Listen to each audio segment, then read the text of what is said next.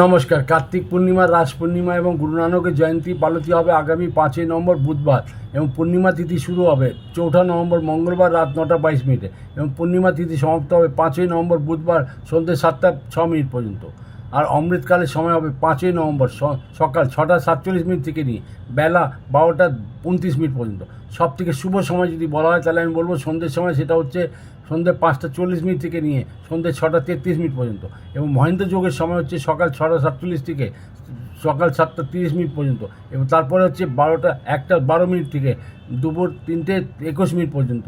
এই দিন অতি অবশ্যই এটা কাজ করবেন। গুঁড়ো হলুদ নেবেন, গুঁড়ো হলুদ নিয়ে জল দিয়ে মাখিয়ে নিন, আর ওটাকে লেপেন, একটা গাঢ় গাঢ় লেপন করবেন। আর যেখানে তুলসী গাছ রাখা আছে তার তুলসী গাছের পট যেটা হয় তাকে পুরো হলুদ রঙ করে দিন। আর তার সাথে একটা কথা বলে দিচ্ছি, অবশ্যই আপনি এই দিন একটা ঘিয়ের প্রদীপ, বড় দিকে ঘিয়ের প্রদীপ অবশ্যই জ্বালাবেন। তার সাথে কাঁচা দুধ দেবী তুলসীকে অর্পণ অবশ্যই করবেন।